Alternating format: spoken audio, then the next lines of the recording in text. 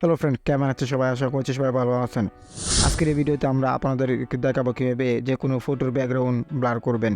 যে কোনো ছবির ব্যাকগ্রাউন্ড ব্লার করার জন্য আমাদেরকে প্লে স্টোর থেকে এয়ারব্রাশ এই অ্যাপসটি ডাউনলোড করতে হবে।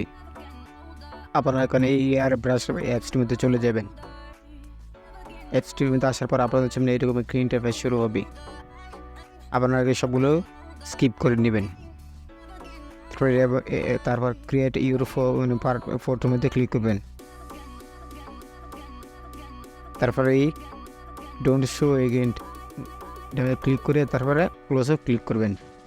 তারপরে অ্যাকসেপ্ট মধ্যে ক্লিক করবেন। তার কন্টিনিউর মধ্যে আবার তারপর আপনাদের সামনে এইরকম একটা ইন্টারফেস শুরু হবে। আপনারা এখন লাইব্রেরির মধ্যে ক্লিক করবেন,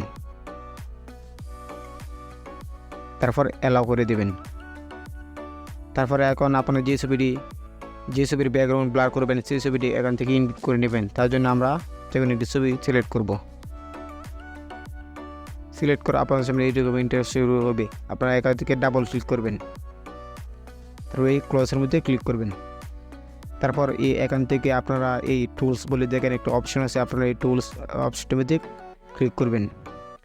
তারপরে এটাকে আপ ডাউন করে এখান থেকে যে ব্লারের সাথে দেখেন বুকেস একটা বলে অপশন আছে, বুকেস এটার মধ্যে ক্লিক করবেন। তারপরে গুইটির মধ্যে ক্লিক করবেন।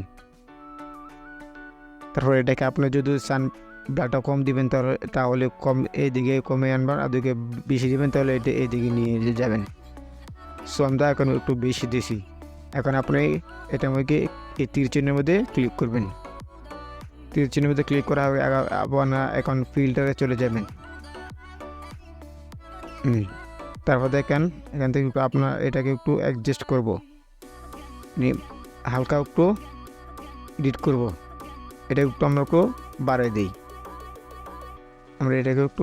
দিই, আপনারা এখান থেকে এটাকে অ্যাডজাস্ট করে নেবেন নিজেদের মতো।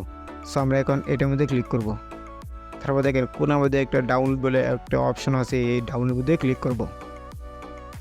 তো আমাদের সামনে আমাদের কাঙ্ক্ষিত ফটোটি এডিট করা হয়ে গেছে। সো এই ছিল আজকের ভিডিওটি ভালো লাগলে অবশ্যই একটু লাইক এবং 5 টাকা বেল আইকনটি ক্লিক করবেন।